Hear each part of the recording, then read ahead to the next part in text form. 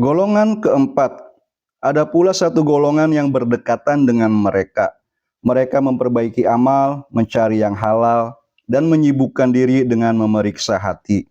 Namun salah seorang di antara mereka mengklaim telah mencapai makomat, seperti zuhud, tawakal, ridho, dan cinta, tanpa memahami hakikat makom tersebut, syarat-syaratnya, tanda-tandanya, maupun bahaya-bahayanya. Di antara mereka ada yang mengklaim mengalami wajd atau ekstasi spiritual dan cinta kepada Allah, bahkan mengklaim telah bersatu atau walah dengannya. Bisa jadi ia membayangkan Allah dengan khayalan-khayalan yang rusak, yang termasuk bid'ah dan kekufuran. Ia mengklaim mencintai Allah atau mengenalnya, padahal hal itu mustahil terjadi secara mutlak. Lagi pula, ia tidak lepas dari meninggalkan hal yang dibenci Allah, mengutamakan hawa nafsunya di atas perintah Allah, atau meninggalkan kemaksiatan hanya karena malu kepada manusia. Sedangkan seandainya dia sendirian, ia tidak akan meninggalkannya karena malu kepada Allah. Ia tidak menyadari bahwa semua itu bertentangan dengan hakikat cinta kepada Allah. Sebagian lain condong kepada qanaah dan tawakal, lalu menjelajahi gurun tanpa bekal demi membenarkan tawakalnya, tanpa menyadari bahwa perbuatan itu bid'ah yang tidak diriwayatkan dari salaf maupun para sahabat. Padahal mereka lah yang paling mengerti tentang tawakal. Mereka tidak memahami tawakal sebagai pengambilan resiko nyawa atau meninggalkan bekal. Justru mereka membawa bekal sambil bertawakal kepada Allah, bukan kepada bekal itu sendiri. Orang-orang ini justru meninggalkan bekal sambil bertawakal kepada sebab-sebab tertentu dan berlindung dengannya. Setiap makom yang menyelamatkan pasti mengandung tipuan. Sebagian orang telah mengalaminya, dan kami telah menjelaskan pintu-pintu bahaya di dalamnya pada Rub'ul Munjiyat di dalam kitab Ihya Ulumuddin. Golongan kelima, ada pula golongan yang mempersempit urusan nafkah bagi diri mereka sendiri, hingga hanya mencari yang halal murni, namun mengabaikan pemeriksaan hati dan anggota badan pada selain sifat tunggal ini. Di antara mereka ada yang justru mengabaikan kehalalan makanan, pakaian, dan penghasilannya, lalu mendalami hal itu secara berlebihan, tanpa menyadari bahwa Allah tidak ridho kepada hambanya kecuali dengan kesempurnaan dalam ketaatan. Siapa yang hanya mengikuti sebagian dan mengabaikan sebagian lainnya, maka ia tertipu. Golongan keenam, ada pula golongan yang mengklaim berakhlak mulia, tawadu, dan murah hati. Mereka berniat melayani para sufi lalu mengumpulkan orang-orang, memaksakan diri melayani mereka, dan menjadikan itu sebagai jaring untuk meraih harta dunia serta mengumpulkan kekayaan. Tujuan mereka sebenarnya adalah memperbanyak pengikut dan membesarkan diri, meski secara lahir mengklaim tujuannya adalah pelayanan dan ketundukan. Mereka mengumpulkan harta haram dan syubhat untuk dibelanjakan kepada pengikutnya, agar jumlah pengikut bertambah dan nama mereka tersebar melalui pelayanan. Sebagian mengambil harta penguasa lalu membelanjakannya kepada para sufi. Sebagian lain mengambilnya untuk dibelanjakan dalam perjalanan haji bagi para sufi, mengklaim tujuannya adalah kebaikan dan infak, padahal motif seluruhnya adalah riya dan mencari popularitas. Hal ini disebabkan pengabaian mereka terhadap seluruh perintah Allah secara lahir dan kerelaan mereka mengambil yang haram lalu membelanjakannya.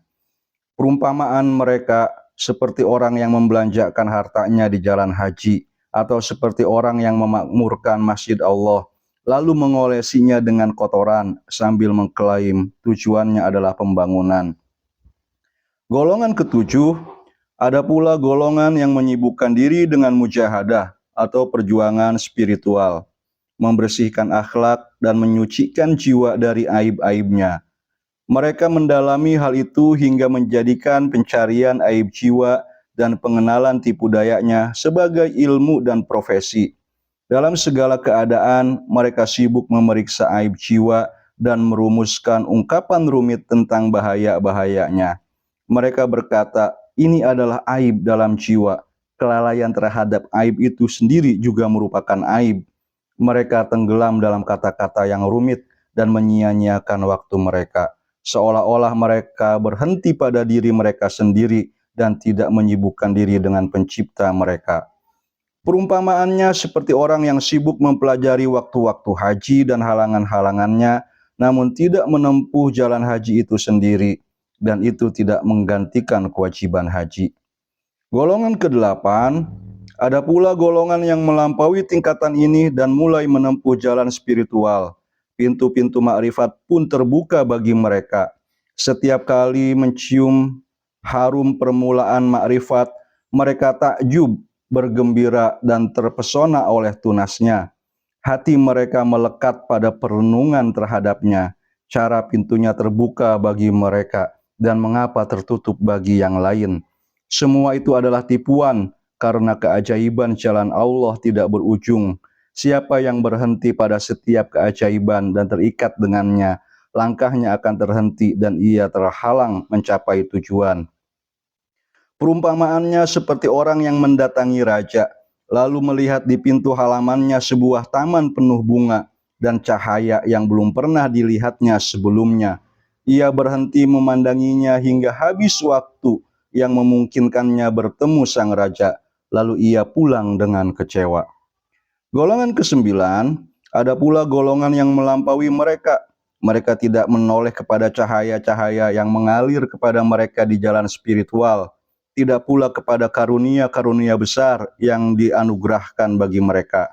Mereka tidak menoleh atau berhenti padanya, tapi bersungguh-sungguh dalam perjalanan. Tapi ketika hampir sampai, mereka mengira telah sampai, lalu berhenti dan tidak melampauinya. Mereka keliru. Sesungguhnya Allah memiliki 70 hijab atau tabir dari cahaya dan kegelapan. Tidaklah seorang penempuh jalan mencapai salah satu hijab itu, melainkan ia mengira telah sampai. Isyarat ke arah ini terdapat dalam firman-Nya yang mengabarkan tentang Ibrahim alaihissalam. Maka tatkala malam telah menutupinya, dia melihat sebuah bintang. Quran Surat Al-An'am ayat 76. Betapa banyak hijab dalam makom ini. Hijab pertama antara hamba dengan Tuhannya adalah dirinya sendiri. Ini adalah perkara ketuhanan yang agung, yaitu cahaya dari cahaya Allah. Maksudnya rahasia hati yang kelak akan menyingkap hakikat kebenaran sebagaimana adanya, hingga seluruh alam terdengar dan seluruh rupa makhluk melingkupinya. Saat itu cahayanya akan bersinar gemilang ketika seluruh wujud tampak di dalamnya sebagaimana adanya.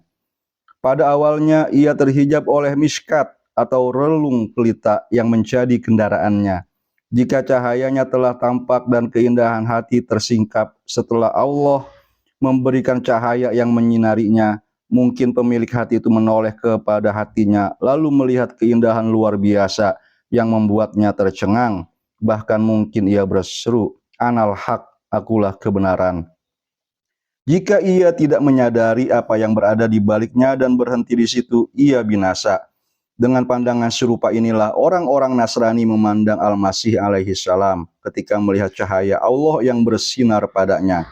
Mereka telah keliru seperti orang yang melihat bintang di cermin atau di air, lalu mengira bintang itu adalah cerminnya, lalu mengulurkan tangan untuk mengambilnya. Ia tertipu. Penutup, apakah masih ada jenis lain dalam jalan suluk? Jenis-jenis ketertipuan dalam jalan suluk kepada Allah tidak dapat dihitung seluruhnya, kecuali setelah diuraikan seluruh ilmu yang tersembunyi dan tidak ada keringanan atau izin untuk menyebutkannya. Namun boleh jadi diizinkan untuk menampakkannya agar orang yang tertipu tidak terjerumus ke dalamnya. Hanya kepada Allah kita memohon pertolongan. Dialah penolongku dan sebaik-baik penolong. Tiada daya dan upaya kecuali dengan pertolongan Allah yang Maha Agung.